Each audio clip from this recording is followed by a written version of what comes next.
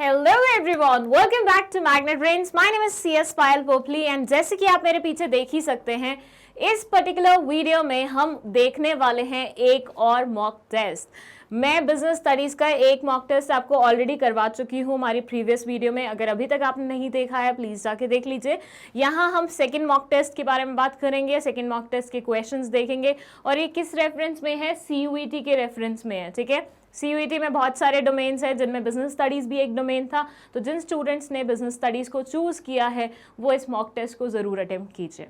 इसी के साथ मैं आपको बता दूं कि मैं आपको एंटरप्रेन्योरशिप की भी पढ़ाई करवाने वाली हूँ। एंटरप्रेन्योरशिप डोमेन पूरा का पूरा वन शॉट रिविजन में as well as mock test में बहुत ही जल्दी आप लोगों के लिए लेके आने वाली हूँ, सो वेट फॉर दैट। ठीक है, चलिए इस मॉक टेस्ट के कुछ इंस्ट्रक्शंस हैं जो कि पिछले मॉक टेस्ट से मिलते जुलते हैं। जिन स्टूडेंट्स ने पहले वाले देख लिया था, मतलब पहला वाला मॉक टेस्ट देखा हुआ है, वो स्किप कर सकते हैं इसे।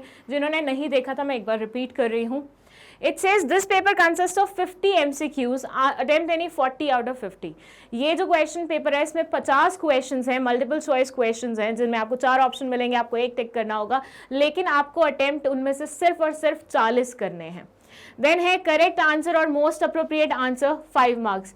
जो आंसर आपका बिल्कुल करेक्ट होगा उसके आपको मिलेंगे पूरे 5 नंबर। तो 40 × 5 टोटल कितना हो जाएगा, 200। ठीक है, जो भी आपका करेक्ट आंसर होगा, मतलब जो आपका इनकरेक्ट आंसर मार्क्ड होगा उसमें आपको मिलेगा -1। कहने का मतलब है नेगेटिव मार्किंग है। अगर कोई क्वेश्चन आप गलत अटेम्प्ट करते हो तो उसमें आपका 1 नंबर कट जाएगा। यूजुअली क्या होता है, जब भी हम कुछ गलत अटेम्प्ट करते हैं तो उसमें हमें नंबर नहीं मिलते हैं, लेकिन यहाँ पे आपको गलत अटेम्प्ट करने के नंबर कटेंगे। तो ध्यान से अपना पेपर अटेम्प्ट कीजिएगा। कोई भी क्वेश्चन अगर आप अटेम्प्ट नहीं करते या अनआंसर्ड छोड़ देते हैं तो उसका आपको कुछ मार्क्स नहीं मिलेंगे। ठीक है, तो अगर किसी क्वेश्चन के बारे में आप श्योर नहीं हैं तो उसमें आप बिना उसे अटेम्प्ट करे छोड़ दीजिए, 0 मिलेगा बट कटेगा कुछ भी नहीं। If more than one option is found to be correct, then 5 marks will be awarded to only those who have marked any of the correct option। जैसे मान लीजिए ये 4 ऑप्शन दिए हुए हैं, 2 करेक्ट हैं इसमें से। ठीक है, तो ऐसे सिनेरियो में सिर्फ उन्हीं बच्चों को 5 नंबर मिलेंगे जो जिन्होंने या तो ये सेलेक्ट किया होगा। जिन्होंने इन दोनों में से किसी एक को सेलेक्ट किया होगा उसको कोई मार्क्स नहीं मिलेंगे। If all options are found to be correct, then 5 marks will be awarded to only those who have attempted the question। अगर चारों ही क्वेश्चन, मतलब चारों ही ऑप्शन करेक्ट हैं, कभी ऐसा भी हो सकता है कि चारों ही ऑप्शन करेक्ट हों, तो ऐसे सिनेरियो में सिर्फ उन्हीं बच्चों के 5 नंबर आएंगे जिन्होंने उस क्वेश्चन को अटेम्प्ट किया होगा। अगर किसी बच्चे ने उसे अटेम्प्ट नहीं किया है तो वो ये बिल्कुल ना सोचे कि सबको मिल रहा है तो मुझे भी मिल जाएगा, नहीं मिलेगा। If none of the option is found to be correct, then okay, so basically they are saying कि अगर चारों ऑप्शन में से एक भी आपको करेक्ट नहीं मिलता तो हर वो बच्चा जो इस पेपर में बैठा होगा उसको पूरे 5 मार्क्स मिलेंगे इस क्वेश्चन के। ठीक है, यहाँ पे आपको आंसर ना करने के मार्क्स मिल रहे हैं।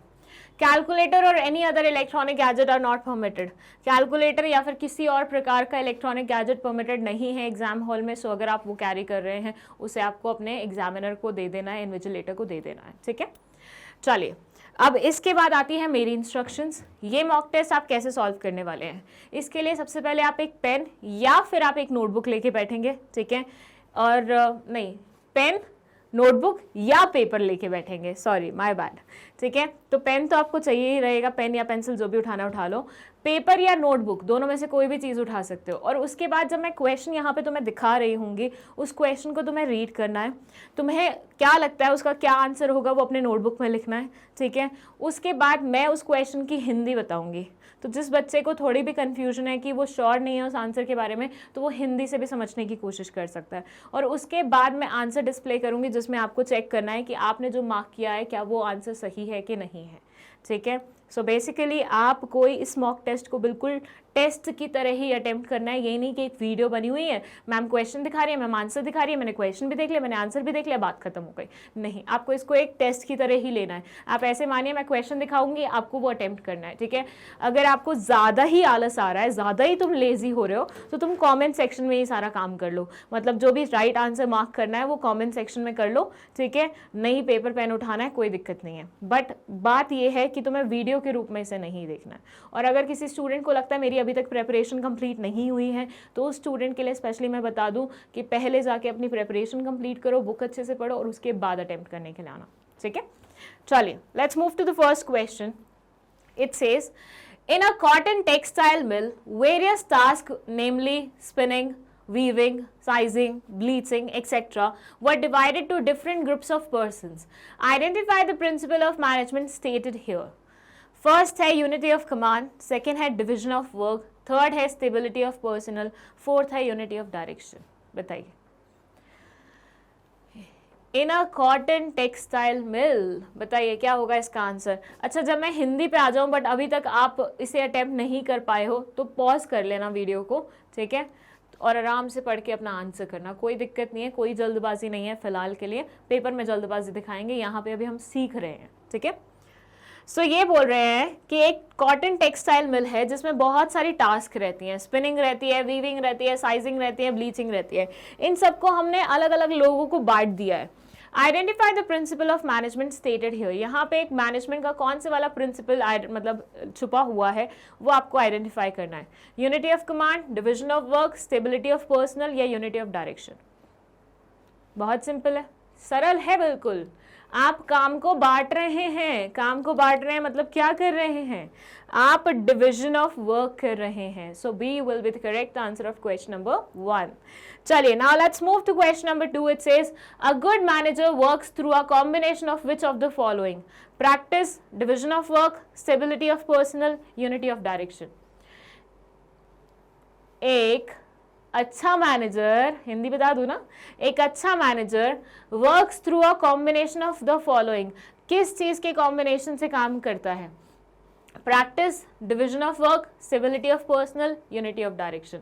एक अच्छा मैनेजर किस चीज की कॉम्बिनेशन से काम करता है, बताइए. And the correct answer is unity of direction.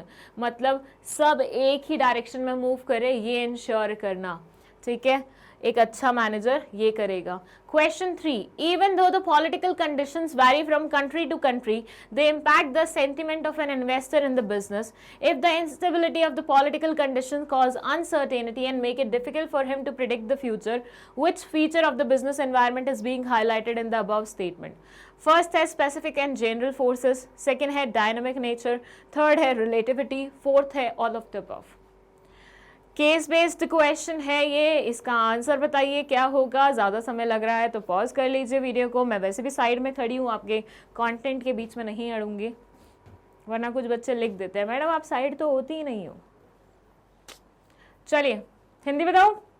Okay, so it says even though the political condition vary from country to country. क्यों, मतलब हम मानते हैं कि पॉलिटिकल कंडीशन हर कंट्री से कंट्री वैरी करती है.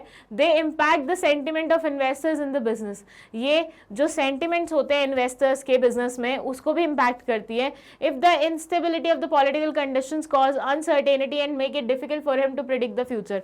कभी कभार पॉलिटिकल कंडीशन में इंस्टेबिलिटी उसे फ्यूचर को प्रिडिक्ट करने में थोड़ी सी परेशानी में डाल देती है. Which feature of business environment is being highlighted in the above statement. ऊपर दिया हुआ जो चीज है, ऊपर दिए हुए जो सेंटेंसेस हैं वो बिजनेस एनवायरनमेंट के कौन से वाले फीचर को हाईलाइट कर रहे हैं. Specific and general forces, dynamic nature, relativity, all of the above. बताइए. And the correct answer is all of the above. सारी चीजें देखिए, पॉलिटिकल कंडीशन में बदलाव आ रहे हैं, political condition country to country vary करती है, और पॉलिटिकल कंडीशन में कुछ चीजें इन्वेस्टर्स को मदद मतलब वो करवाती हैं, डिफिकल्ट बना देते हैं उनके लिए फ्यूचर प्रेडिक्ट करना. तो ये तीनों ही चीजें अप्लाई हो रही हैं. So answer will be all of the above. Question number 4. Which of the following statement is incorrect. ध्यान दीजिएगा, ऐसे क्वेश्चन में यूजुअली हम क्या करते हैं कि करेक्ट स्टेटमेंट पढ़ लेते हैं इसे गलती से, और करेक्ट वाला पहले ही हम मूव वो कर देते हैं, हाईलाइट करके आंसर टिक कर देते हैं. तो जहां इनकरेक्ट लिखा हुआ है, जहां नॉट लिखा हुआ है, जहां पे isn't available लिखा हुआ है, वो सारी चीजें आपको बहुत अच्छे से पढ़नी है. ऐसे वर्ड्स पे आपको फोकस एक्स्ट्रा डालना है, ठीक है. सो क्वेश्चन रीड करते वक्त हमेशा ध्यान दीजिएगा इन सब वर्ड्स का. Through internal sources of recruitment, employees may become lethargic if they are sure of time-bound promotions. A new enterprise cannot use internal sources of recruitment. Frequent transfers of employees improves the productivity of the organization. None of the above. Very simple question. Very simple question. मतलब hardly पिछले mock test या अभी तक के जितने question हमने देखे हैं उनमें कोई भी ऐसा क्वेश्चन आया होगा जो बहुत ज़्यादा डिफिकल्ट है। एक दो फैक्चुअल क्वेश्चन आए थे पिछले मॉक टेस्ट में, शायद इसमें भी आए, लेकिन मैक्सिमम क्वेश्चन ऐसे आ रहे हैं जो आराम से स्टूडेंट से बन सकते हैं। सो अच्छे से पेपर को वो करना है तुम्हें। बताइए क्या होगा इसका आंसर। ये बोल रहे हैं कि चारों स्टेटमेंट में से कौन सी वाली स्टेटमेंट इनकरेक्ट है, that you have to tell. अब पहली स्टेटमेंट में लिखा हुआ है कि इंटरनल सोर्स से, मतलब जो रिक्रूटमेंट का इंटरनल सोर्स होता है जिसमें हम ऑर्गेनाइजेशन के अंदर से ही वैकेंसीज फिल करने की कोशिश करते हैं, तो उससे क्या होता है, जो एम्प्लॉयज़ है ना वो बहुत ज़्यादा लिथार्जिक बन जाते हैं कभी कभी, जब उनको पता होता है कि हाँ 3 साल में प्रमोशन होना ही है, चाहे आप अच्छे से काम करो या नहीं करो, अच्छे से परफॉर्म करो कि नहीं करो। तो ऐसे सिनेरियो में वो थोड़े से लिथार्जिक, मतलब थोड़े से लेजी टाइप हो जाते हैं। ठीक है, फिर है a new enterprise can not use internal sources of recruitment. एक नया एंटरप्राइज इंटरनल सोर्स को इस्तेमाल नहीं कर सकता है अपनी वैकेंसी को फिल करने के लिए। ऑब्वियसली वो नया एंटरप्राइज है, उसके पास ऑलरेडी एग्जिस्टिंग एम्प्लॉयज थे ही नहीं। इंटरनल सोर्स का मतलब क्या होता है, ऑलरेडी एग्जिस्टिंग एम्प्लॉयज में से आप किसी को पिक कर रहे हो, तो नया एंटरप्राइज कहाँ से ऑलरेडी एग्जिस्टिंग एम्प्लॉयज लाएगा। तो ये करेक्ट स्टेटमेंट है, एंड टू एन एक्सटेंट ये भी करेक्ट स्टेटमेंट है। बट थर्ड वाला पढ़ो, frequent transfer of employees improves the productivity of employees. एक इंसान को तुम एक पोस्ट पे बिठा रहे हो, फिर अगले दिन दूसरे पोस्ट पे बिठा रहे हो, फिर 4 दिन बाद तीसरे पोस्ट पे बिठा रहे हो, फिर 8 दिन बाद किसी और पोस्ट पे बिठा रहे हो, इससे ऑर्गेनाइजेशन की प्रोडक्टिविटी इंक्रीज होगी। फ्रीक्वेंट ट्रांसफर से कभी भी प्रोडक्टिविटी इंक्रीज नहीं होती, आराम से ट्रांसफर करो तो जाके प्रोडक्टिविटी इंक्रीज होती है। सो फ्रीक्वेंट ट्रांसफर से प्रोडक्टिविटी इंक्रीज नहीं होती। This statement is incorrect. तो आंसर क्वेश्चन में पूछा गया था कि चारों में से कौन सी वाली स्टेटमेंट है जो इनकरेक्ट है। So C is the correct answer. ठीक है, चले अब नेक्स्ट क्वेश्चन पे, क्वेश्चन नंबर 5 पे it says dash is the process of dividing work into manageable activities and grouping the activities which are similar in nature. Dash एक process है जिससे हम काम को डिवाइड करते हैं मैनेजेबल एक्टिविटीज में और उसके बाद ग्रुपिंग करते हैं उनकी सिमिलर नेचर के अकॉर्डिंग। मतलब जो भी सिमिलर टास्क है उसको एक में कर दो, दूसरे सिमिलर टास्क एक में कर दो। कोऑर्डिनेशन, डिपार्टमेंटलाइजेशन, ऑर्गेनाइजेशन स्ट्रक्चर या फिर डेलीगेशन ऑफ अथॉरिटी। बताइए चारों में से कौन सा करेक्ट आंसर है। क्वेश्चन नंबर 5 बहुत सिंपल है, ये भी आंसर है डिपार्टमेंटलाइजेशन। जब हम क्या करते हैं कि टास्क को, पहले तो पूरे काम को छोटे छोटे पार्ट्स में डिवाइड करते हैं, फिर वो सिमिलर नेचर के टास्क देखते हैं उनको एक तरफ डालते हैं, सिमिलर नेचर के टास्क देखते हैं उनको एक तरफ डालते हैं। तो इस तरह से डिपार्टमेंटलाइजेशन क्या होगा, करेक्ट आंसर होगा। चलिए next question, question number 6 it says to see whether plans are being implemented and activities are being performed according to the schedule. It is a step of planning process. Identify the step. Selecting the best alternative, implementing the plan, follow-up action, evaluating alternate courses of actions। अगर आपको लग रहा है मैं थोड़ा speed में चल रही हूँ तो आप अपना क्वेश्चन रीड करने के लिए पॉज कर सकते हो वीडियो को, कभी भी आपको लगे तो। बट ये मत करना कि आंसर देख लिया तुमने जस्ट बिकॉज मैं फास्ट वे में चल रही थी। To see whether plans are being implemented and activities are being performed according to the schedule is a step of planning process. Identify the step. आपको identify करना है step को। किस step को मैं बता देती हूँ। Whether plans are being implemented and activities are being performed according to the schedule. ये चेक करना कि जो हमने शेड्यूलिंग की थी, जो हमने प्लान सोचे थे, जिस तरह से सोचे थे, क्या वो उसी तरह से इम्प्लीमेंट हो रहे हैं। ये प्लानिंग प्रोसेस का कौन से वाला स्टेप है। प्लानिंग प्रोसेस में बहुत सारे स्टेप्स हैं, उसमें एक स्टेप है जिसमें हम ये इंश्योर करते हैं कि जो प्लान्स हमने बनाए थे क्या वो अच्छे से इंप्लीमेंट हो रहे हैं कि नहीं हो रहे हैं। सो आपको बताना है कि वो कौन से वाला स्टेप है। Selecting the best alternative, implementing the plan, follow up action, evaluating alternate courses of action. बताइए। बहुत सिंपल है, last step that is follow up action. इसी में तो हम चेक करते हैं कि जो हमने प्लान किया था क्या वाकई में वो वैसे हो रहा है कि नहीं हो रहा है, राइट। चलिए नेक्स्ट है question number 7. It says what should be the focus point for a manager while controlling, as controlling at each and every step is not possible. क्या फोकस पॉइंट होना चाहिए मैनेजर के लिए कंट्रोलिंग के time पे, क्योंकि controlling हर step पे और हर स्टेप की पॉसिबल नहीं है। आप कंट्रोलिंग इतना ज़्यादा नहीं कर सकते हैं, मतलब हर स्टेप पे नहीं कर सकते हैं, हर चीज़ की नहीं कर सकते हैं। तो आपको वो फोकस पॉइंट्स ढूंढने होते हैं जिनकी कंट्रोलिंग आप बहुत ही स्ट्रिक्ट वे में करें। तो उनको क्या बोला जाता है, special areas, key result areas, normal areas, none of the above. जब मैं ये कंट्रोलिंग चैप्टर में पढ़ा रही थी ना तो मैंने 2 बार वो वर्ड रिपीट किया था कि इस नाम को याद रख लेना, इससे क्वेश्चन आ सकते हैं। And the correct answer is की रिजल्ट एरियाज, KRA भी बोलते हैं इसे। शॉर्ट में भी पढ़ा था, एलैबोरेटेड वे में भी पढ़ा था। चलिए 8th question, increase in the use of mobile phones and iPods instead of papers and radio refers to an example of key component of general environment of business. Identify the component of business environment. Technological, political, legal, economic. देखा है आपने, पहले के ज़माने में हम लोग क्या करते थे, पेपर पेन ही करते रहते थे। लेकिन आजकल के बच्चे क्या करते हैं, सारे टाइम टैब्स पे लगे रहते हैं, सारे टाइम फोन्स पे लगे रहते हैं, सारे टाइम कुछ ना कुछ ऐसा टेक्नोलॉजी से रिलेटेड वो करते रहते हैं, यूज़ करते रहते हैं, राइट। हमारे टाइम पे फिजिकल चीज़ों का ज़्यादा इस्तेमाल होता था। तो ये बिजनेस एनवायरनमेंट का कौन सा वाला हिस्सा है? और मुझे ऐसा लग रहा है फ्लो मैंने तुम्हें आंसर बता दिया है। चलिए, the correct answer is technological. Obviously mobile phones, iPods, ये पढ़ के आपको क्या लगेगा? वैसे यहाँ पे आईपॉड्स नहीं आना चाहिए, आईपैड्स आना चाहिए। आईपॉड्स तो वो सुनने वाले होते हैं ना, जो पहले के ज़माने में चलते थे, ठीक है। तो technological will be the correct answer. Question 9 है, risk is borne by the entrepreneur. Which risk is borne by the entrepreneur? Financial risk, personal risk, psychological risk, all of the above. जो entrepreneur होता है वो कौन सी तरह का risk bear करता है? सारे तरह के करता है भैया, वो तो हर तरह के करेगा। फाइनेंशियल होगा, पर्सनल होगा, ये होगा, वो होगा, सब करेगा। So all of the above.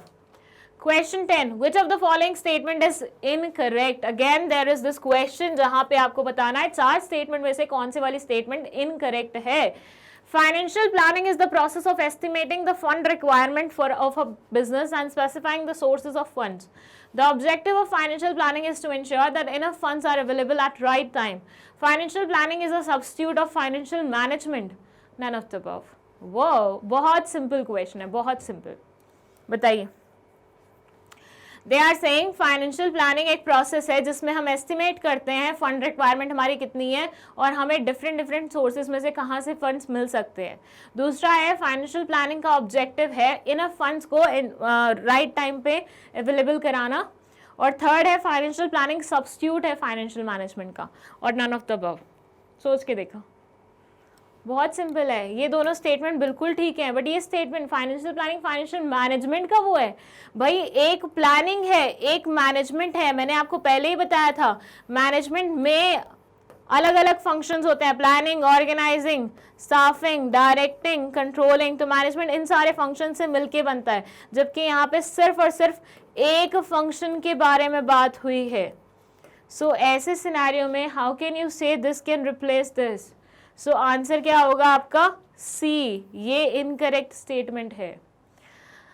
चलिए, let's move to question number 11 now. Okay, so this question says, which of the following does not apply to principles of management? Applicable in large firms, formed by practice and experience of managers, flexible, contingent. इनमें से कौन से वाली चीज principles of management पे apply नहीं होती है? 4 ऑप्शन आपके सामने लिखे हुए हैं, you have to choose the correct one. And the right answer of this question is applicable in large firms. हमने पढ़ा था प्रिंसिपल्स ऑफ मैनेजमेंट को हम छोटे से छोटी और बड़ी से बड़ी फर्म पे अप्लाई कर सकते हैं। सो ये बोलना कि ये सिर्फ और सिर्फ लार्ज फर्म्स पे एप्लीकेबल होती है, दैट इज इनकरेक्ट। ठीक है, सो फर्स्ट वाला क्या है हमारा? इनकरेक्ट है आंसर, और बाकी सारे करेक्ट है। Question 12, which of the following statement is false with respect to training? Training के बारे में कौन से वाली चीज false है? मैं साथ ही साथ हिंदी बोले जा रही हूँ, मैं नेक्स्ट क्वेश्चन से याद रखूंगी कि हिंदी नहीं बोलनी है पहले। Enhances employee productivity, equips the future manager, increases employee morale, none of the above.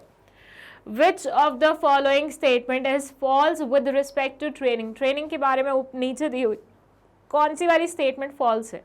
4 options आपके सामने लिखे हुए हैं। And the correct answer is none of the above, क्योंकि बाकी 3 दिए हुए बिल्कुल सही बात बोल रहे हैं ट्रेनिंग के बारे में।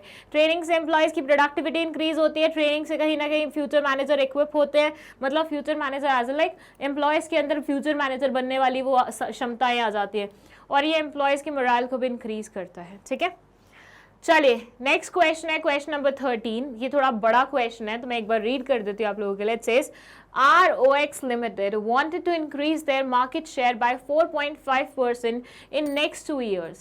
It spent a lot of money to hire specialized people for framing their plans, collecting important facts about environment, who took lot of time to frame plans for the company. The competition has started increasing and it is not able to beat its competitors because it has already spent a huge amount.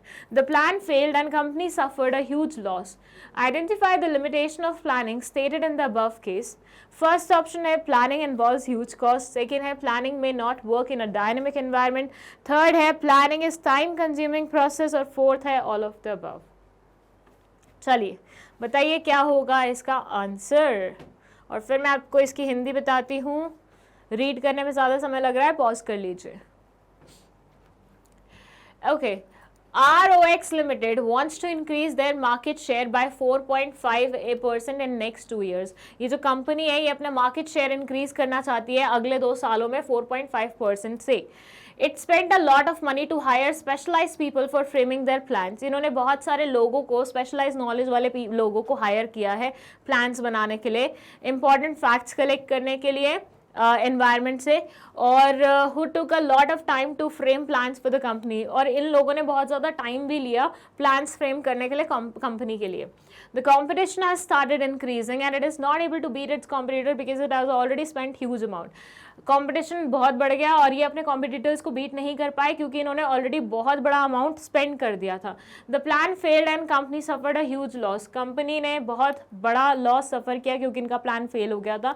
आपको यहाँ पे planning की limitation बतानी है, ठीक है. तो एक कंपनी थी जिसने बहुत ज़्यादा खर्चा कर दिया प्लानिंग करने पे, लेकिन वो प्लानिंग सक्सेसफुल भी नहीं हो पाई और उसको काफ़ी ज़्यादा लॉस बेयर करना पड़ा. तो यहाँ पे you have to tell one disadvantage of planning. 4 नीचे लिखी हुई है. Planning involves huge cost, planning may not work in dynamic environment, planning is time consuming and all of the above. What is the correct answer? The correct answer is planning involves huge cost, planning may not work in dynamic environment, planning is a time consuming process. So all of the above will be the correct answer. देखिए यहाँ पे इन्होंने पैसे के बारे में बात कर दी, यहाँ इन्होंने बात करी it took lot of time, बहुत ज़्यादा समय लगा. उसके बाद इन्होंने किया कि कंपटीशन इंक्रीज हो गया, मतलब जैसे पहले सिचुएशन थी वैसे अब नहीं है, सिचुएशन बदल गई, चेंजेस आ गए. तो कायदे से देखा जाए तो ये तीनों चीज़ें ही एप्लीकेबल हो रही है. आई नो बहुत सारे स्टूडेंट्स को ऐसे लगेगा यार ज़्यादातर टाइम कॉस्ट के बारे में बात की है तो first option A should be the right answer.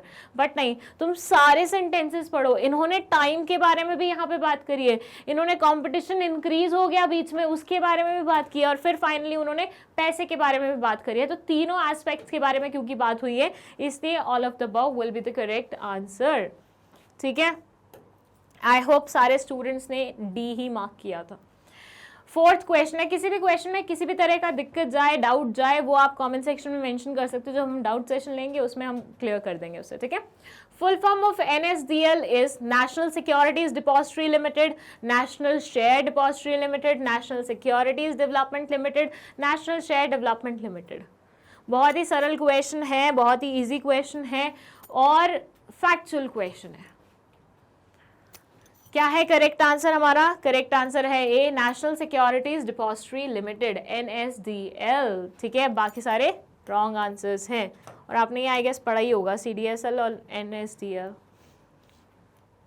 15th question है. If a manager is not able to achieve the target production of 6,000 units but is able to reduce the cost significantly, then what he will be considered as?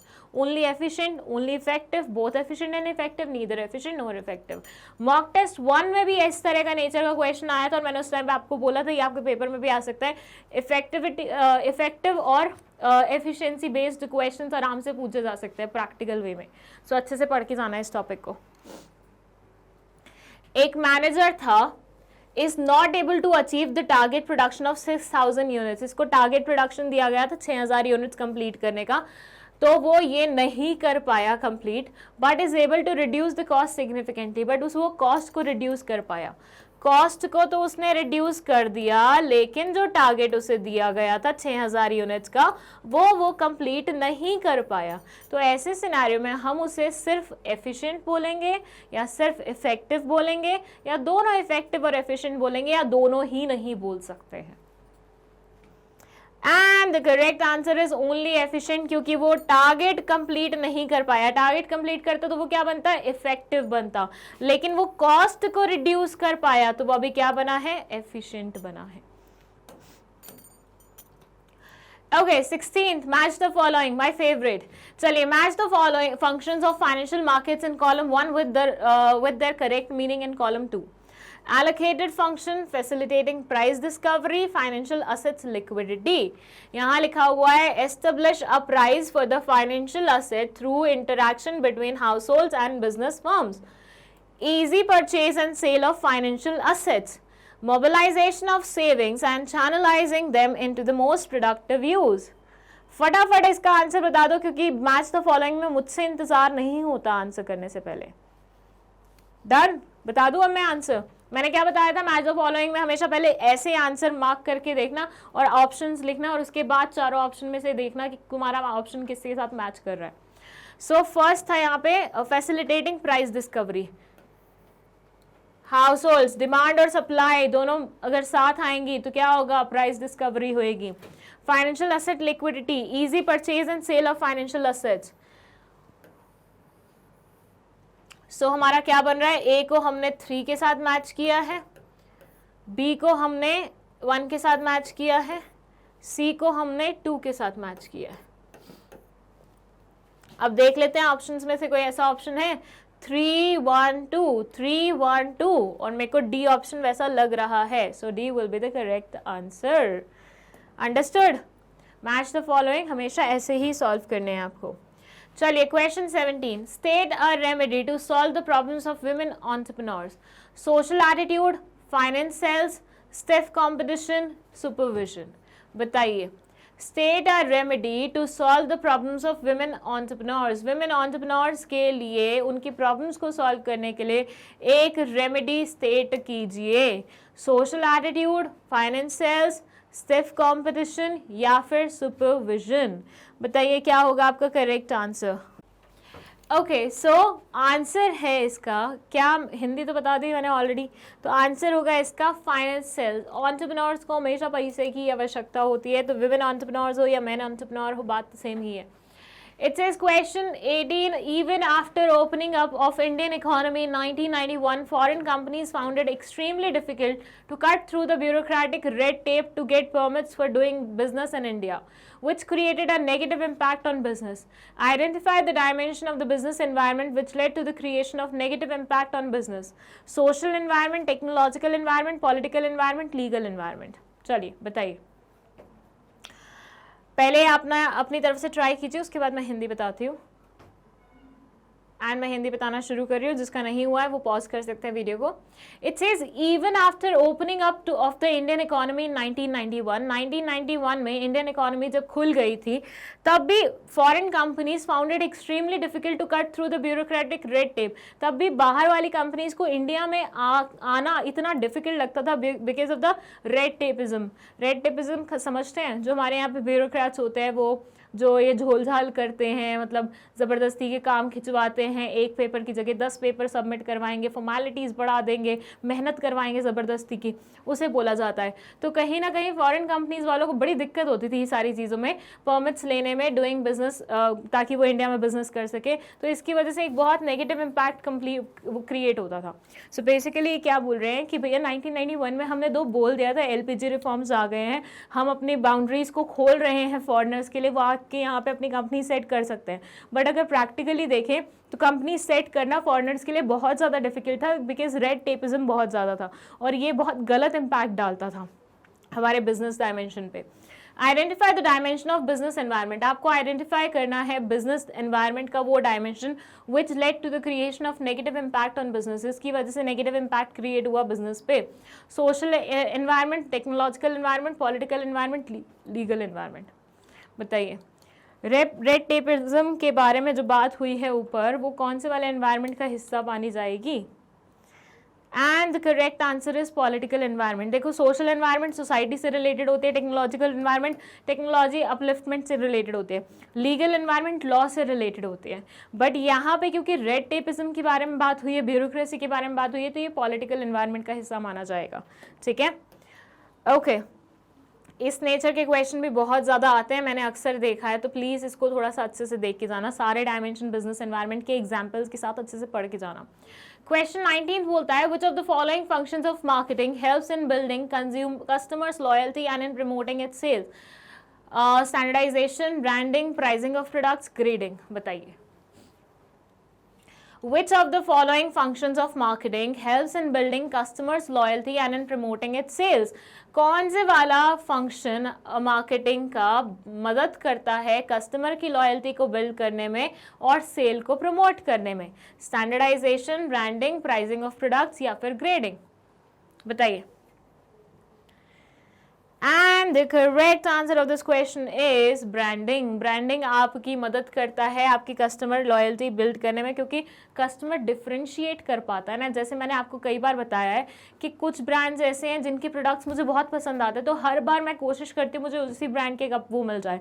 जैसे एक बार मैंने आपको बताया था कि Levi's की jeans मुझे बहुत अच्छी लगती है, काफ़ी टाइम चलती भी है, उसका फिट भी बहुत अच्छा होता है, स्टफ भी बहुत अच्छा होता है। तो मैंने मतलब क्योंकि मैंने दूसरे प्रोडक्ट से उसको कैसे डिफ्रेंशिएट किया, लिवाइस के कारण, लिवाइस ब्रांड के कारण, ठीक है।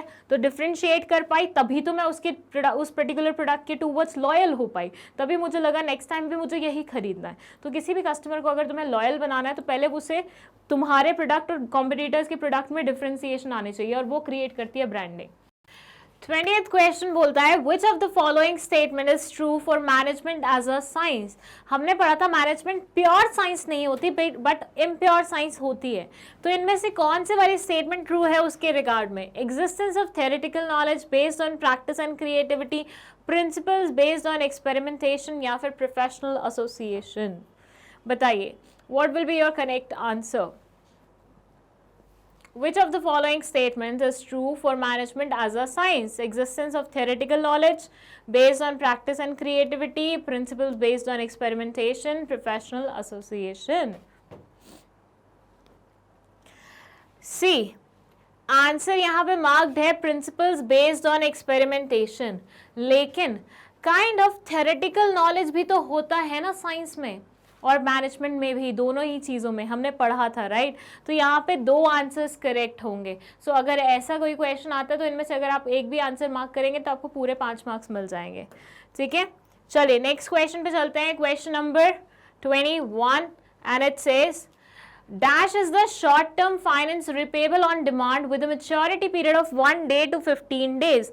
कौन से, मतलब इनमें से 4 ऑप्शन जो दिए हुए हैं उनमें से एक शॉर्ट टर्म फाइनेंस का एक तरीका है, सोर्स है, जो कि डिमांड पे रिपेबल भी होता है, उसका मैच्योरिटी पीरियड 1 से 15 दिन तक का रहता है। Call money, treasury bill, commercial paper, commercial bill. ध्यान दीजिएगा यहाँ पे टाइम ड्यूरेशन मेंशन्ड है, जिसका टाइम ड्यूरेशन 1 से 15 दिन रहेगा, ठीक है, मैक्सिमम। और शॉर्ट टर्म फाइनेंस का तरीका रिपेबल डिमांड पे होता है, मतलब जैसे ही डिमांड आएगी रिपे करना पड़ेगा आपको। क्या ट्रेजरी बिल ऐसा होता है? नहीं, वो तो 14 days to 364 days के लिए होता है, तो ये तो नहीं है। कमर्शियल पेपर, ये तो भैया क्रेडिट वर्दी कंपनीज द्वारा होता है। Commercial bills, no, the answer will be call money. Call money जो बैंक्स दूसरे बैंक से लेते हैं ना 15 दिन की ड्यूरेशन के लिए ही, मतलब मैक्सिमम 15 दिन की ड्यूरेशन के लिए, वो चीज़ है। चलिए 22nd question, match the following. Okay, so they are saying match the personnel under planning in charge in column 1 with their responsibilities in column 2. Column 1 ये है, कॉलम 2 ये है। Instruction card clerk, route clerk, time and cost clerk, disciplinarian. यहाँ पे specify the route of production, ensure discipline, draft instructions for the workers, prepare time and cost sheet. बहुत ही सरल है ये। 4 एक्सपर्ट्स के नाम लिखे हुए हैं। हमने टेलर भाई साहब का एक टेक्निक पढ़ा था फॉरमैनशिप वाला, उसमें 8 एक्सपर्ट्स के बारे में बात हुई थी। 4 प्लानिंग वाले थे, 4 प्रोडक्शन या फिर एग्जीक्यूशन वाले थे।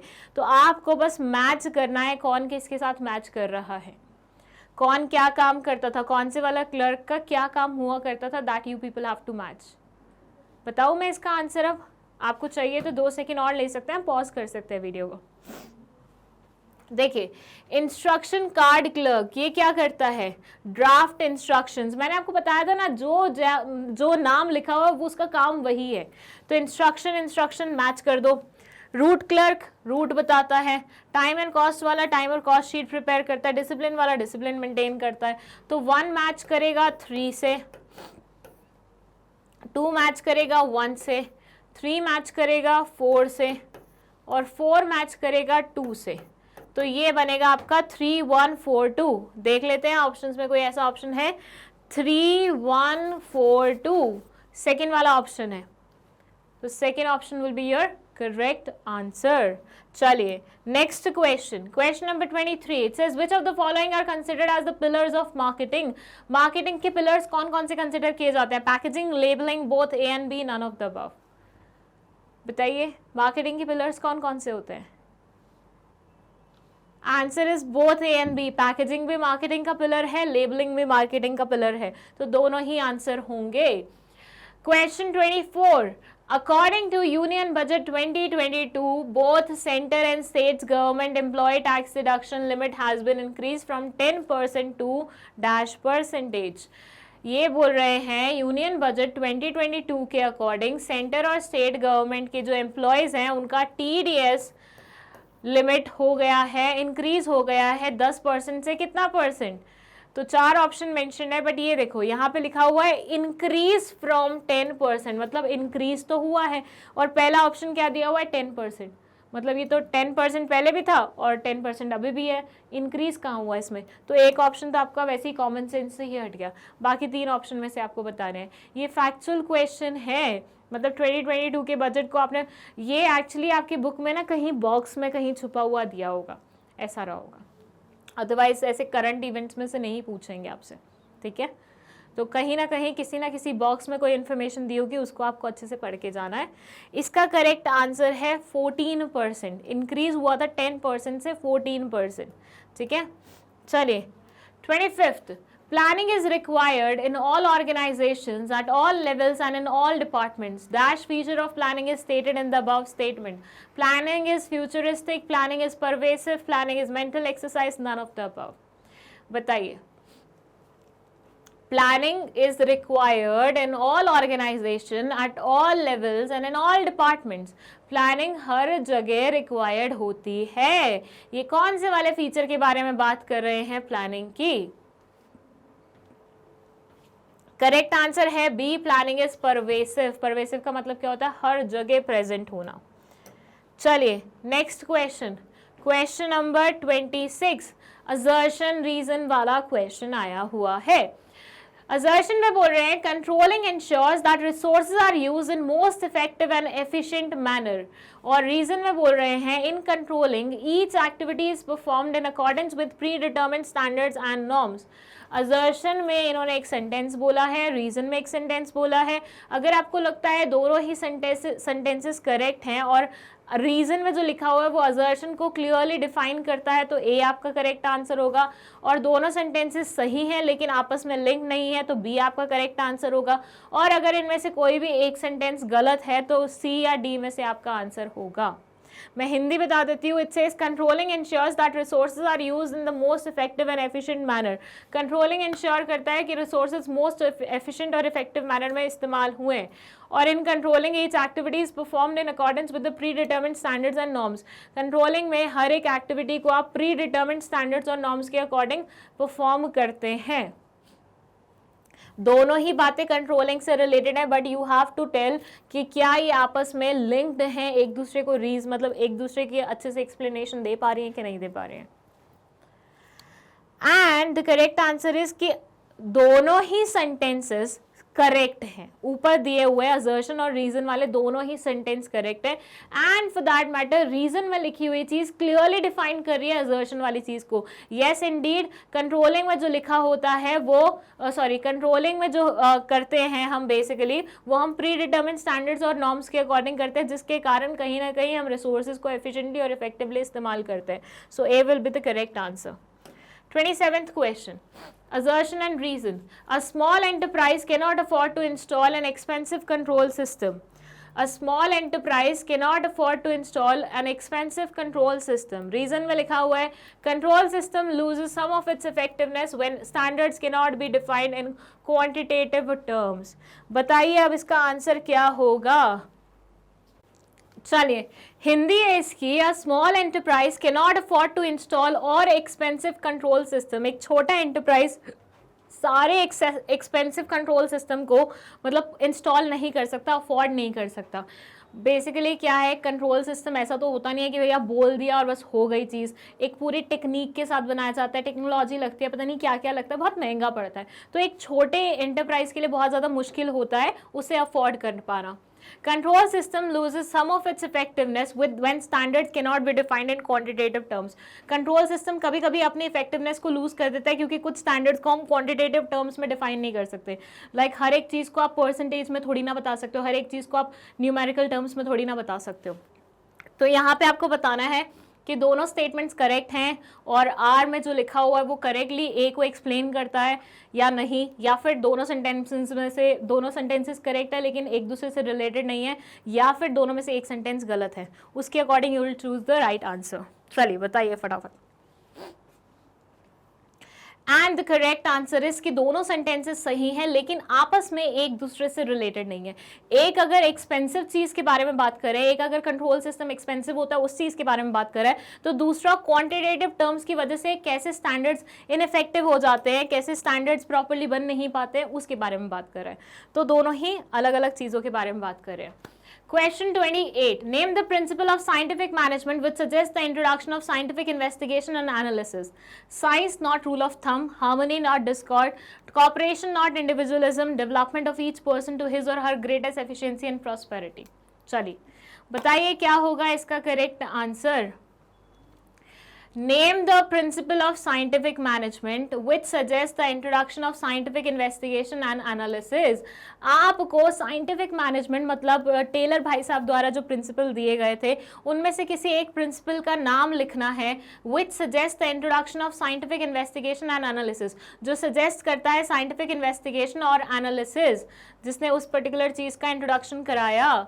Science not rule of thumb, harmony not Discord, cooperation not individualism, development of each person to his or her greatest efficiency and prosperity। बहुत सिंपल क्वेश्चन है, बहुत simple. And the correct answer is a, science not rule of thumb, जिसमें हम बोलते हैं कि हर एक चीज हम साइंटिफिक तरीके से लॉजिक्स के बेसिस पे डिसाइड करते हैं, ऐसे नहीं हिट एंड ट्रायल कर लिया, जिस पे मन आया वो कर लिया, ऐसा नहीं। Question number 29. The consumer has the right to acquire knowledge and to be well-informed consumer throughout life.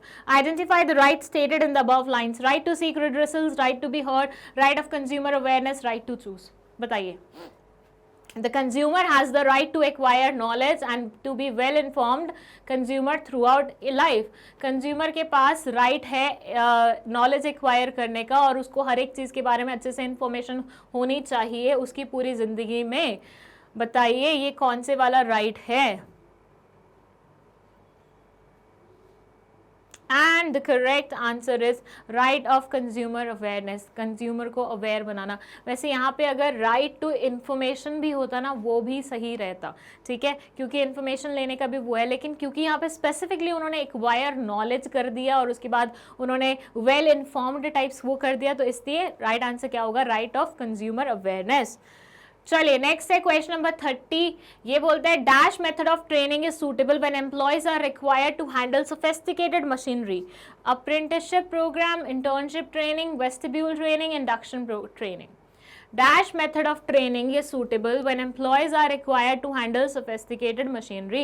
कौन से method of training suitable रहता है जब employees को are required to handle, मतलब उनको sophisticated machinery handle करने की requirement होती है, तो ऐसे सिनेरियो में अगर उन्हें ट्रेन करना है तो कौन से वाला मेथड सही बैठेगा उनके लिए चारों में से, बताइए। आंसर है वेस्टिब्यूल ट्रेनिंग। इसमें हम क्या करते हैं, उस मशीनरी का डमी वर्जन बना देते हैं और डमी पे सिखाते हैं और उसके बाद एक्चुअल जो सोफिस्टिकेटेड मशीनरी होती है वो उनको देते हैं ताकि वो उस पर परफॉर्म कर सके, ठीक है। Question number 31. Sandeep purchased a packet of biscuits from a nearby shop. He observed that the ingredients given on the label were not legible. He complained about it to the customer care of the company. The company sent a written apology besides stating that it will be ensured that the existing packets in the market will be withdrawn with the immediate effect and new packets with legible labels will be made available. Which consumer right did Sandeep exercise? Right to be informed, right to be heard, right both A and B or neither A and B? चलिए बताइए। हिंदी बताऊं, संदीप ने एक packet of biscuit खरीदा है अपने नया मतलब अपने घर के आसपास की किसी शॉप से. He observe that the ingredients given on the label were not legible. उसने ये ऑब्जर्व किया कि जो उसके ऊपर इंग्रेडिएंट्स लिखे हुए थे पैकेट के ऊपर वो अच्छे से नहीं लिखे हुए, वो पढ़े नहीं जा पा रहे हैं. He complained about this to the customer care of the company. उसने क्या किया, उसने फ़ोन उठाया, वेला था थोड़ा सा, तो उसने बोला चलो कस्टमर केयर वालों से बात करते हैं. तो उन्होंने कंपनी के कस्टमर केयर वालों को कॉल किया और उनको कंप्लेंट की, भैया देखो तुमने लिख तो दिया, फॉर्मेलिटी तो तुमने कंप्लीट कर दी जो गवर्नमेंट ने तुम्हें करने के लिए कही हुई है, लेकिन ये पढ़ा ही नहीं जा रहा है, क्या करें इसका. The company sent a written apology besides stating that it will ensure that the existing packets in the market will be withdrawn with immediate effect and new packets will be with the legible labels will be made available. Company भी बड़ी सही थी. Company ने बोला कोई बात नहीं बेटा, हमसे गलती हो गई है, हम क्या करेंगे मार्केट से सारे पैकेट्स वापस बुला लेंगे, उसके बाद नई पैकिंग करेंगे, उसमें अच्छे से लिखेंगे, वो तुम्हें दिखाई देगा और वो फिर दोबारा से मार्केट में सप्लाई करेंगे. Which consumer right that Sandeep exercise, Sandeep ने यहाँ पे अपना कौन सा वाला राइट एक्सरसाइज किया है वो आपको बताना है. Right to be informed, right to be heard, both A and B, neither A and B. And the correct answer is both A and B. पहला तो इन्फॉर्मेशन जो उसे मिलनी चाहिए थी, जो लेबल पे इन्फॉर्मेशन मेंशन थी, जो वो नहीं पढ़ पा रहा था, वो उसका राइट था, राइट टू बी इन्फॉर्म्ड. ठीक है. दूसरा, जब उसने कॉल किया कंप्लेंट करने के लिए, तो वो था उसका राइट टू बी हर्ड, मतलब उसकी जो कंप्लेंट है वो सुनने के लिए कोई इंसान होना चाहिए सामने. तो दोनों ही राइट्स उसकी यहाँ पे क्या हो रहे थे, दोनों ही राइट्स के बारे में यहाँ पे बात हो रही थी, इसलिए both A and B will be the correct answer. C will be the correct answer of question number 31. 32 का है, Yummy Foods Limited has its registered office in Lucknow, manufacturing unit in Kanpur and marketing department in Chandigarh. Okay.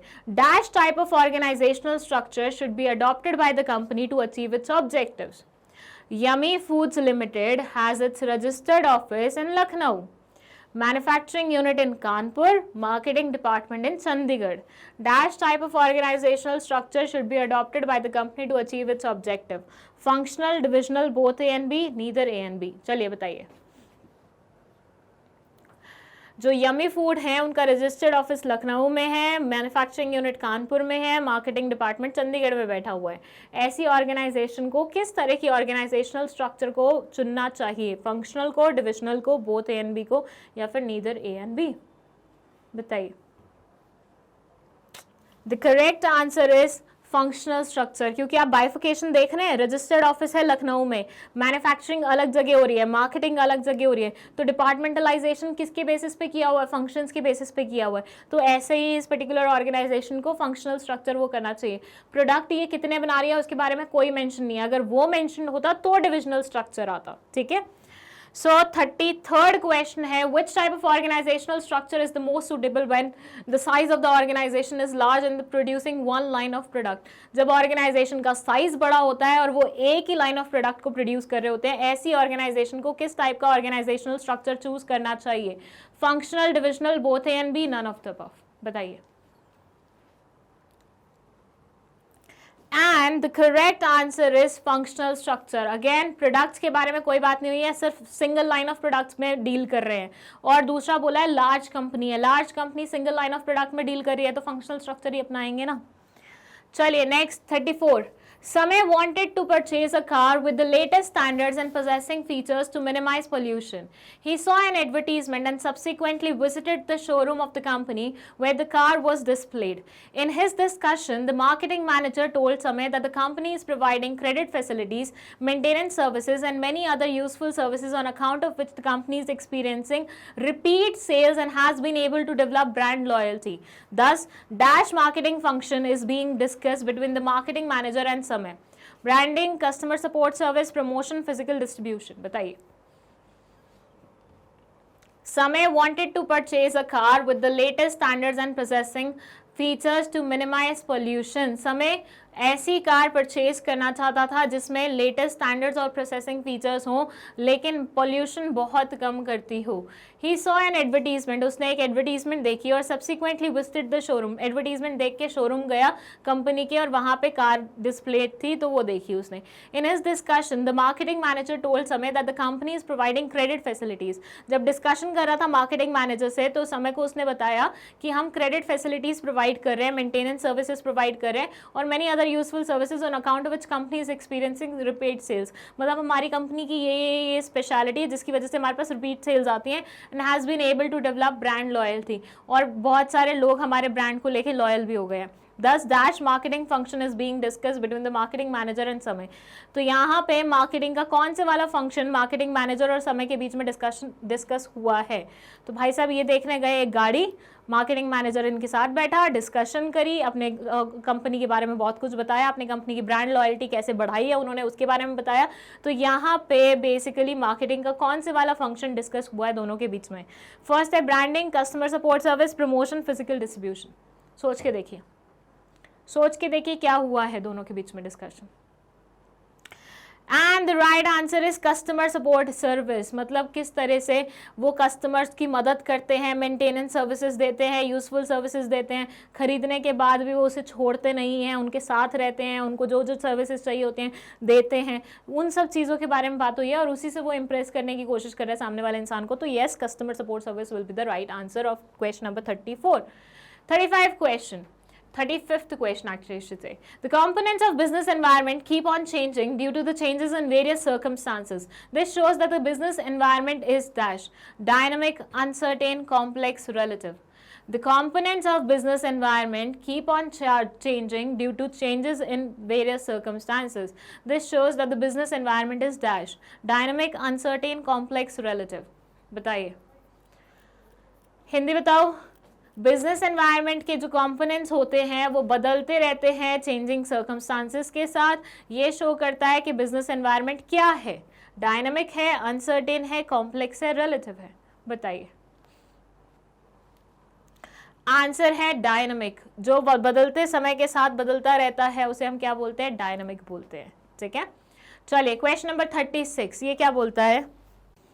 Okay, तो Aman had 55 shares of Wani limited. Aman के पास 55 shares थे Wani limited के। He wanted to sell 30 shares, वो 30 shares बेचना चाहता था। So he went for a specific market to sell them through online portal. तो वो एक स्पेसिफिक मार्केट पे गया ऑनलाइन पोर्टल के थ्रू बेचने के लिए। He went for which of the following markets, वो कौन से वाले मार्केट में जाएगा? Money market, secondary market, primary market, none of the above. बहुत ही सिंपल क्वेश्चन है, कॉमन सेंस वाला क्वेश्चन है बिल्कुल। अमन के पास एक कंपनी के 55 शेयर्स थे और वो एक मार्केट में ऑनलाइन बेचने जा रहा है। वो मार्केट कौन सा रहेगा? Will it be a money market, secondary market, primary market, none of the above? And the correct answer is secondary market. Primary market में तो कंपनीज आती हैं अपने शेयर्स लेके, ठीक है। मनी मार्केट में तो शेयर्स वाला सिलसिला ही नहीं होता, उसमें तो अलग इंस्ट्रूमेंट्स चलते हैं। तो बचा कौन सा हमारा? सेकेंडरी मार्केट, जिसमें ऑलरेडी एग्जिस्टिंग शेयर्स को बेचा जाता है। अमन के पास 55 शेयर्स थे, मतलब ऑलरेडी एग्जिस्टिंग शेयर्स थे उसके पास। Next question, question number 37. It says Pragya bought an reputed brand for rupees 1500 ironing machine, okay, but it caused an electronic shock while it was being used. Pragya wants to exercise her right. Identify the right which she can exercise. भैया प्रज्ञा जी ने एक स्त्री खरीदी है, press Hindi में बोलते हैं उसको, राइट। तो वो खरीदी है, बट वो जैसे ही खरीद के आए उससे उसको शॉक लग गया, इलेक्ट्रिक शॉक लग गया। अब वो अपना राइट एक्सरसाइज करना चाहती है। आपको बताना है कि वो कौन सा वाला राइट एक्सरसाइज करेगी। Right to choose, right to be informed, right to be heard, right to be protected. बताइए कौन सा राइट चूज करेगी? And the correct answer is right to be protected. जब भी आप कोई पर्टिकुलर चीज खरीदते हैं तो आप मानते हैं उस प्रोडक्ट से आपको जान हानि की मानी नहीं होगी, जान मान की हानि नहीं होगी, सॉरी, ठीक है। मतलब उससे आपकी हेल्थ, आपकी लाइफ स्टेक पे नहीं जाएगी, ठीक है। चलिए फिर है 38th question. Dash comes under the top management, chief executive officer, operation manager, foreman, supervisors. इनमें से कौन सा वाला इंसान टॉप मैनेजमेंट में आता है? कौन से वाला आता है? बहुत ही सिंपल है, सीईओ आता है, बाकी सारे तो नीचे लेवल वाले हैं। 39th क्वेश्चन, इसके बाद 11 क्वेश्चन और बचे हुए हैं। Dash is a stage at which idea of new product is tested in potential customers to determine consumer acceptance. Concept, product development, test, marketing, commercialization. Dash is a stage eight which idea of new product is tested. एक dash एक stage है जिसमें idea of new product, नए product के idea को test किया जाता है इन पोटेंशियल कस्टमर्स के बीच में टू डिटर्मिन कंज्यूमर एक्सेप्टेंस, ताकि जाना जा सके कि क्या कंज्यूमर उस पर्टिकुलर प्रोडक्ट को एक्सेप्ट कर पा रहे हैं या नहीं कर पा रहे हैं। 4 ऑप्शन आपके सामने लिखे हुए हैं, you have to answer it. बताइए कौन सी स्टेज होती है ये? And the correct answer is, नाम से ही समझ में आ रहा है, टेस्ट मार्केटिंग, मतलब हम टेस्टिंग कर रहे हैं। यहाँ पे लिखा भी हुआ है टेस्टेड इन पोटेंशियल कस्टमर्स, तो टेस्ट मार्केटिंग ही तो होगा। कॉमन सेंस लगा के भी करते हैं, आंसर तो बन जाता। 40th question, an important project at AMB consultants is running behind schedule by a month. This has upset their clients and might affect the reputation of the company in a long run. No managerial action like assigning more workers, equipment, or giving overtime has been able to solve the problem. What managerial action may not be taken by the company to avoid such a situation from arising in future? Revise the schedule, assigning additional workers and equipment to the project, get permission for further overtime work, both A and B. Hindi बताओ, जिन बच्चों ने अभी तक नहीं पढ़ा है pause कर लो, मैं हिंदी बताना शुरू कर रही हूँ। एक इम्पॉर्टेंट प्रोजेक्ट AMB कंसल्टेंट को मिला है जो कि 1 महीने से लेट चल रहा है, मतलब उसको 1 महीने आगे होना चाहिए था, अहेड होना चाहिए था, लेकिन शेड्यूल से 1 महीना पीछे चल रहा है। This has upset their clients, इसने उनके क्लाइंट्स को अपसेट कर दिया है एंड इनकी रेपुटेशन को भी हार्म कर सकता है लॉन्ग रन में, क्योंकि ऑब्वियसली आपके क्लाइंट्स आपसे एक्सपेक्ट करते हैं कि आप टाइम पे शेड्यूल, जो भी आपने शेड्यूल उनको दिया हुआ है उस पर कंप्लीट करेंगे अपने प्रोजेक्ट को। No managerial action like assigning more workers, equipment और giving overtime has been able to solve the problem. कोई भी एक्शन जैसे कि ज़्यादा वर्कर्स को असाइन कर देना, इक्विपमेंट और वो कर लेना, ओवर टाइम की परमिशन ले लेना, ये इनमें से कोई भी चीज़ उस प्रॉब्लम को सॉल्व नहीं कर पाई है। What managerial action may now be taken by the company। मैंने इसको ना शायद पिछली बार नॉट पढ़ दिया था, इट्स नाउ, सॉरी, ठीक है। अब मैनेजरल एक्शन कौन सा लिया जा सकता है कंपनी के द्वारा to avoid such a situation from arising in future में ये सेम सिचुएशन अराइज ना हो, इसके लिए कौन सा वाला एक्शन लिया जा सकता है? तो इसमें यहाँ पे रिवाइज कर सकते हैं शेड्यूल को, असाइन कर सकते हैं एडिशनल वर्कर्स और equipment to the project, get permission for further overtime work, या both B and A I guess. चलिए बताइए। The correct answer is revise the schedule, क्योंकि ऑलरेडी आप 1 महीना लेट चल रहे हैं और किसी भी चीज़ से वो चीज़ पूरी नहीं हो पा रही है, तो बेटर है तुम रिवाइज ही कर लो शेड्यूल को, ठीक है।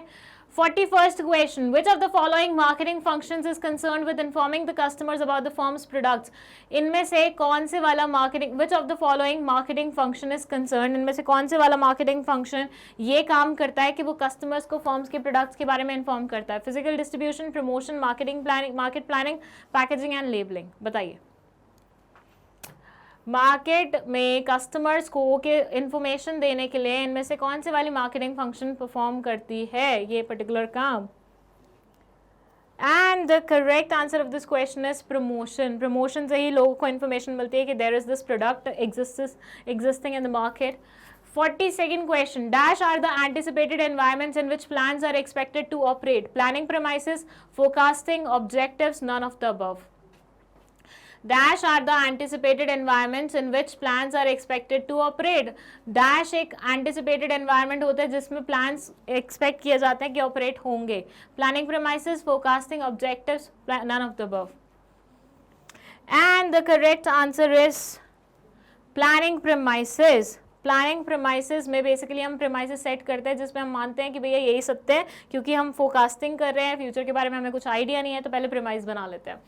43rd क्वेश्चन है, which of the following statement is false regarding financial market? Financial market के बारे में कौन सी वाली स्टेटमेंट गलत है, फॉल्स है, ठीक है, ट्रू नहीं पढ़ना है इसको।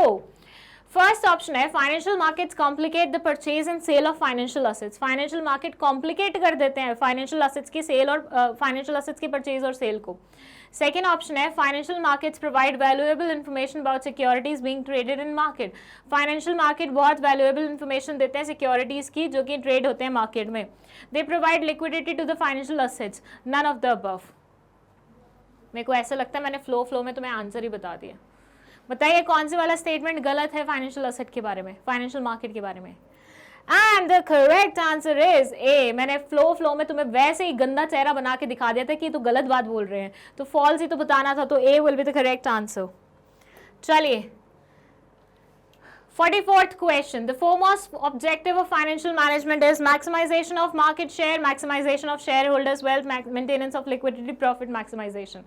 Exact sentence book में लिखा हुआ है, exact sentence. अगर आपने बुक पढ़ी है तो आपको ये sentence बहुत अच्छे से पता होगा. जल्दी बताइए फाइनेंशियल मैनेजमेंट का foremost objective क्या होता है? किस चीज का maximization? And the correct answer of this question is maximization of shareholders' wealth. पता नहीं कितनी बार पढ़ा चुकी हूँ मैं आप लोगों को ये चीज. 45th question. An IT company currently employing 5,000 people plans to expand its business through diversification. It aims to become a global leader. To achieve this goal, it has started shifting to a decentralized management system from a centralized one. Thus, dash function of management is being performed by the company to become a decentralized company. First है directing, second है staffing, third है organizing, fourth है planning. जल्दी बताइए. An IT company currently employing 5,000 people plans to expand its business through diversification. एक IT company जो कि अभी फिलहाल 5,000 लोगों को एम्प्लॉय किए हुए है वो एक्सपैंड करना चाहती है अपना बिजनेस डाइवर्सिफिकेशन से. It aims to become a global leader. इनको global leader बनना है. To achieve this goal, it has started shifting to a decentralized management system. इस goal को achieve करने के लिए वो shift कर रही है decentralized management system पे from centralized one. मतलब पहले इसकी जितनी भी decision making होती थी central body के हाथ में होती थी. Now they are shifting to decentralization वाली thing. Thus, dash function of management is being performed by the company to become a decentralized company. तो यहाँ पे कौन से वाला फंक्शन मैनेजमेंट द्वारा परफॉर्म किया जा रहा है डिसेंट्रलाइज बनने के लिए? Directing, staffing, organizing, planning. बताइए मैनेजमेंट का कौन से वाला फंक्शन इन्वॉल्व होगा डिसेंट्रलाइजेशन में? बताइए भाई, थोड़ा सा कॉमन सेंस लगा लो, बस यही पता लगा लो कि डिसेंट्रलाइजेशन आउट ऑफ 4 चैप्टर कौन से वाले चैप्टर में तुमने पढ़ा था, बस उसी के साथ लिंक कर दो. सो इजी, कॉमन सेंस लगानी है. ऑर्गेनाइजिंग में हमने पढ़ा था डिसेंट्रलाइजेशन के कॉन्सेप्ट के बारे में. 4 more questions to go. Which of the following steps in the process of staffing involves the process of searching for prospective employees and stimulating them to apply for respective jobs in the organization? Exact sentence लिखा हुआ है आपकी book में. अगर आपने book पढ़ी है तो आपको पता है आंसर क्या है. Recruitment, selection, training and development, placement and orientation. कौन से वाला स्टेप स्टाफिंग प्रोसेस का इन्वॉल्व होता है जिसमें हम लोगों को सर्च करते हैं, प्रोस्पेक्टिव एम्प्लॉयज़ को, और उनको परस्यू करते हैं कि आइए हमारे यहाँ पे जॉब के लिए अप्लाई कीजिए? कौन से वाला होता है? रिक्रूटमेंट. रिक्रूटमेंट में हम लोगों को बोलते हैं आइए आइए आइए हमारे यहाँ पे जॉब के लिए अप्लाई कीजिए. नेक्स्ट क्वेश्चन है हमारा. Next question will be like this कि पहले केस स्टडी होगी और उसके बेसिस पे 4 क्वेश्चन दिए होंगे, 3 क्वेश्चन दिए होंगे. Read the following text and answer the following question on the basis of the same. आपको ये टेक्स्ट रीड करना है और आंसर करना है फॉलोइंग क्वेश्चंस को जो कि इसके पीछे आ रहे हैं. मिस्टर सुनील दिलाई is a safety officer in a reputed PSU sector ECL. He supervises the workers towards the predetermined goals of the organization and directs how to eradicate unsafe practices of inundation, fire breakouts, existence of inflammable gases, etc. On one such instances, there was huge fire breakout in the underground mines and the workers' morale was down and demotivated because of the several risk hazards. Mr. Delay observed the whole situation and consulted with his workers and constantly monitored, guided and inspired them to integrate their efforts and accept the situation as a challenge and take adequate safety measures for fire extinguish and subsidizing its effects. Thereby, production turnover was outstanding and outperformed other subsidiaries. Mr. Delay was recognized with Bravery Award from CIL. फिर ये question start होता है, but उससे पहले मैं आपको इसकी हिंदी बता देती हूँ. मिस्टर सुनील दिलाई is a safety officer in reputed PSU sector. PSU sector ECL में सेफ्टी ऑफिसर थे ये Sunil ji. He supervises the workers towards the predetermined goals of the organization. ये सुपरवाइज करते थे वर्कर्स को जिनको ऑलरेडी टारगेट्स दिए होते थे कि तुम्हें ये काम करना है, और ये डायरेक्ट करते थे कि कोई भी ऐसी अनसेफ प्रैक्टिस ना हो जिससे कुछ खतरा हो जाए, फायर ब्रेकआउट ना हो, इनफ्लेमेबल गैसेस का एग्जिस्टेंस ना हो, मतलब कुछ भी ऐसी चीज़ ना हो जिससे किसी की जान मान को हानि पहुंचे.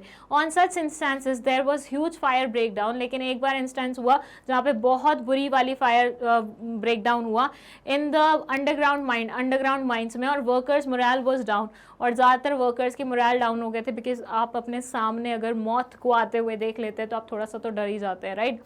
And demotivated because of several risk hazards. तो सारे वर्कर्स बड़े डर गए कि क्या पता चले नेक्स्ट टाइम हम माइन में हो और वहाँ पे आग लग जाए, हमारा तो पता ही नहीं चलेगा। दिलाई ने ऑब्जर्व की पूरी सिचुएशन और कंसल्ट किया वर्कर्स के साथ और उन्हें कॉन्स्टेंटली मोटिवेट किया, गाइड किया, इंस्पायर किया और उनके एफर्ट्स को इंटीग्रेट करके पूरी सिचुएशन को ठीक करने की कोशिश की। जो भी चैलेंजेस थे उनको फेस किया और सेफ्टी मेजर्स को और सबको अपनाने के लिए बोला, लोगों को समझाया कि तुम सेफ्टी मेजर्स अपनाओगे तो कुछ नहीं होगा तुम्हें। Thereby production turnover was outstanding. तो क्या हुआ, वर्कर्स भी बुद्धू बन गए, उन्होंने बोला चलो ठीक है ये बोल रहे तो मोटिवेट हो जाते हैं, और वो चले गए काम करने के लिए, जिससे प्रोडक्शन में इंक्रीज हो गया और आउटस्टैंडिंग टर्नओवर हुआ, बहुत अच्छा परफॉर्म किया और दिलाई जी को अवार्ड भी मिल गया। ठीक है, अब यहाँ पे जो क्वेश्चन पूछा गया वो है mister Dilai worked towards predetermined goals of the organisation, which important function of directing is addressed here. यहाँ पे कौन से वाला डायरेक्टिंग का इंपॉर्टेंट फंक्शन एड्रेस किया गया है? Means of motivation, initiates action, facilitate change, brings stability. तो ये जो लाइन लिखी हुई है mister Dilai work towards predetermined goals of the organisation, इससे कौन से वाले फंक्शन के बारे में पता चलता है डायरेक्टिंग के? इस लाइन को स्पेसिफिकली ध्यान में रखते हुए बताइएगा। आंसर है इनिशिएट्स एक्शन, मतलब बंदे ने एक्शन लिया है, मतलब लेने के लिए हमेशा तत्पर रहता है। 48th question, mister Dilai consulted with all his workers, he listened to their opinions, which form of leadership is identified here. सब वर्कर्स की बात सुनी, उनके ओपिनियन सुने। यहाँ पे कौन से वाले फीचर के, कौन से वाले फॉर्म ऑफ लीडरशिप के बारे में बात हुई है? 3 टाइप के लीडरशिप्स पढ़े थे हमने। एक था ऑटोक्रेटिक, मतलब किसी की नहीं सुनता था, लेजेस वेरे में सब उनके ऊपर छोड़ जाता था, और डेमोक्रेटिक में सुनता था, कंसिडर किया जाता था। फ्री रेन मतलब सब कुछ उनके ऊपर छोड़ देना। यहाँ पे कौन सा होगा? डेमोक्रेटिक के सुना, कंसिडर किया। 49th question, bravery award is dash form of non financial incentive. Bravery award कौन से फॉर्म ऑफ, मतलब नॉन फाइनेंशियल इंसेंटिव है, ठीक है, मतलब इसमें मॉनेटरी गेन इन्वॉल्व नहीं है। कौन से वाला फॉर्म है? Status, job security, career advancement, employ recognition. किसी को अवार्ड देना, ब्रेवरी अवार्ड देना, क्या होगा? एम्प्लॉय को रिकग्नाइज करना। So this will be the correct answer. ठीक है, वो विजिबल नहीं है, वो थोड़ा सा हट गया। अब आता है question number 50, last question. Under Maslow need hierarchy theory, उसके दिलाई की कौन सी वाली नीड मीट हो रही है जब उसको रिकग्निशन मिल रहा है? Self actualisation need, safety and security need, esteem needs, psychological need, physiological need, sorry. बताइए, जब उन्हें अवार्ड मिल रहा है तो ये उनकी कौन सी वाली नीड को सेटिस्फाई कर रहा है? ये उनकी एस्टीम नीड्स को सेटिस्फाई कर रहा है, क्योंकि रिकग्निशन मिल रहा है। And that's it. यहाँ पे हमारे 50 MCQs कंप्लीट होते हैं। आई होप आपको सारे MCQs बन गए आपसे आराम से, किसी में कोई डाउट नहीं गया, किसी में कोई डाउट गया कमेंट सेक्शन में मेंशन कर दो, डाउट सेशन में ले लेंगे अपन उसे। एंड साथ ही साथ अगर आपको नोट्स चाहिए या फिर इस चैप्टर की वीडियोज़ देखनी है तो उसका लिंक आपको डिस्क्रिप्शन बॉक्स के लिंक से मिल जाएगा। और बहुत सारे मॉक टेस्ट अभी आप लोगों के लिए आने वाले हैं, ना सिर्फ बिजनेस स्टडीज़ के बल्कि एंटरप्रेन्योरशिप के भी। मैक्सिमम स्टूडेंट्स जो मैंने देखे हैं कॉमर्स वाले, उन्होंने एंटरप्रेन्योरशिप को चूज़ किया है बिजनेस स्टडीज़ के साथ, तो दोनों के ही मॉक टेस्ट आपको बहुत सारे तसल्ली में मिल जाएंगे। वेट फॉर दैट, अच्छे से अटेम्प्ट करना है, अच्छे से प्रिपेयर करना है अपने लिए, अपने उसको। अब यहाँ पे देख लो, अगर मान लीजिए तुम्हें कोई भी वीडियो आराम से नहीं मिलती है यूट्यूब पे, तो तुम ये कर सकते हो कि गूगल पे जाके magnetbrains.com टाइप करोगे, तुम्हें एक वेब पेज खुला हुआ दिख जाएगा। यहाँ पे एक्सप्लोर टॉप कोर्सेज में जाना, CUET के सेक्शन में जाना, यहाँ पे तुम्हें CUET के सारे टीचर्स दिख जाएंगे। क्लिक करना, जो भी वीडियो तुम्हें देखनी है उस पर तुम जा सकते हो, उसका ड्यूरेशन चेक कर सकते हो, एंड तुम्हें वीडियो खुल के दिख जाएगी जिससे तुम अपने डाउट्स क्लियर कर सकते हो। फाइनली मैग्नेट ब्रेन्स को थैंक यू बोलना बिल्कुल मत भूलना। That's it. बाकी की इन्फॉर्मेशन के लिए और जितनी भी जो अपडेट्स होती है मेरी तरफ से, उनके लिए आप स्टोरीज या फिर कम्युनिटी पोस्ट को चेक कर सकते हैं। सो ट्रैक पे रहो, आराम से अच्छे से पढ़ाई करो और बहुत अच्छे से किसी बढ़िया से कॉलेज में जाके फिर हमें थैंक यू बोल देना, ठीक है?